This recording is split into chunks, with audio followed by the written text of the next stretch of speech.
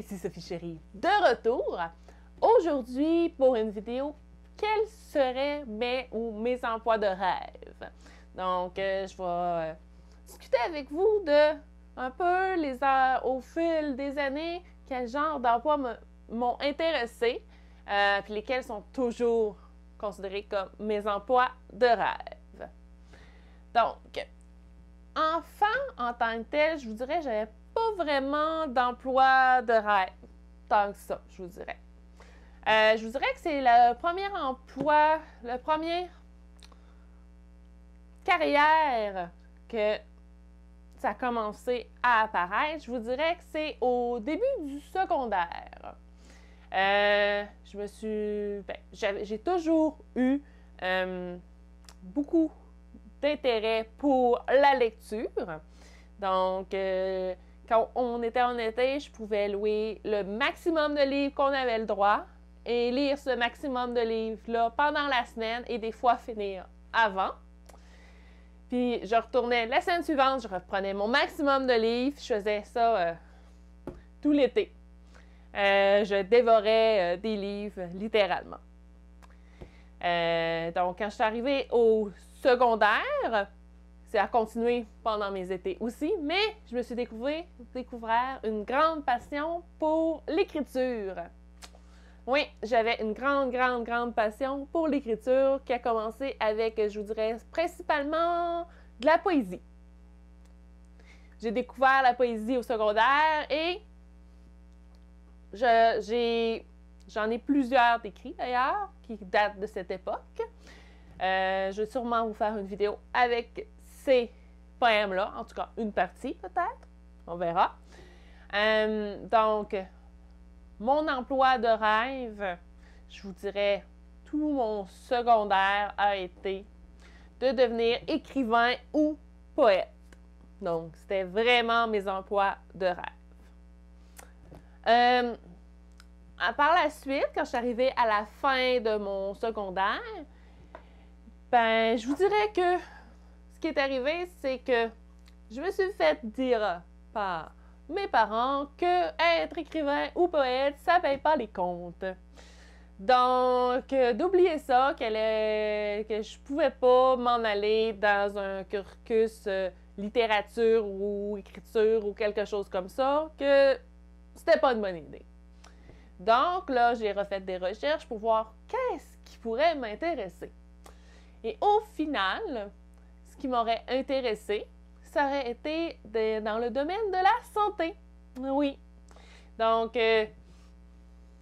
radiothérapie, radio-oncologie, inhalothérapie, des choses comme ça. Donc, des choses pour aider les gens qui ont des cancers, des choses comme ça. C'était pas mal mon but. Mais encore là, j'ai eu un frein du côté de mes parents me disant que je n'allais pas avoir les aptitudes physiques pour le faire.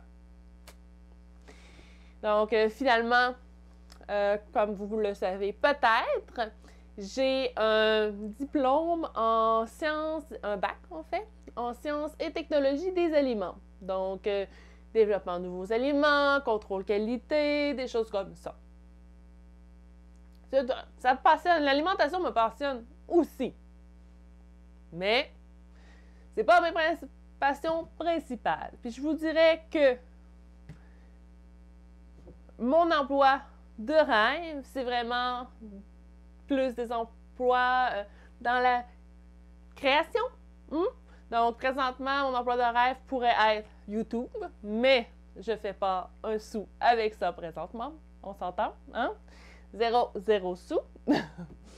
Et sinon, ben, mon grand rêve, ce serait de publier un livre ou de publier un recueil de poésie. Je vous dirais que l'écriture a toujours été et reste toujours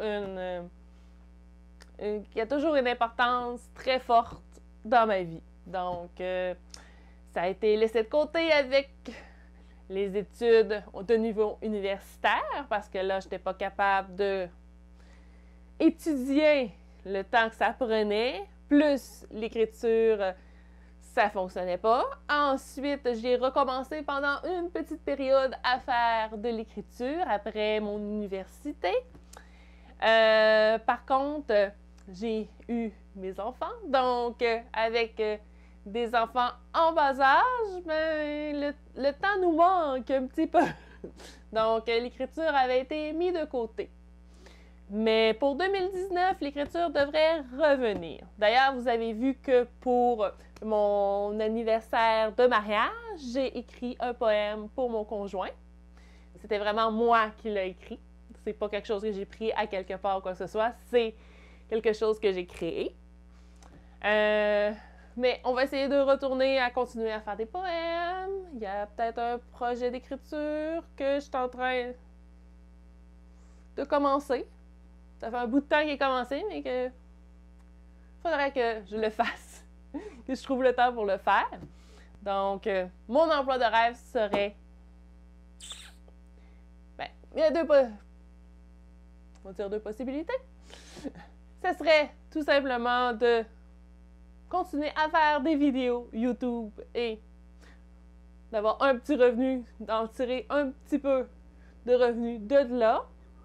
Pas un revenu pour payer 375 millions d'affaires, mais si au moins ce revenu-là payait les améliorations, c'est-à-dire, mettons, je veux changer de caméra, j'ai besoin de nouveaux équipements, j'ai besoin de matériel, comme quand je fais des tutos maquillage ou des essais de produits, des choses comme ça sort tout de mes petites poches. Donc, pour l'instant, faire mes vidéos YouTube, ça me coûte de l'argent. Ça ne produit pas d'argent. Mais si un jour, ça peut produire un petit peu d'argent suffisamment pour que je sois capable de au moins payer les choses que j'ai besoin pour faire les vidéos, ça serait nice. J'en demande même pas plus que ça. Sinon, ben, le deuxième point, ça serait vraiment que j'ai de quoi un livre ou un recueil de poèmes publié. Ça serait vraiment devenir écrivain, là, ça serait vraiment la réalisation d'un rêve de longue date, je vous dirais. Donc, ça fait le tour pour mes emplois de rêve. Donc, Sophie Chérie vous dit à la prochaine!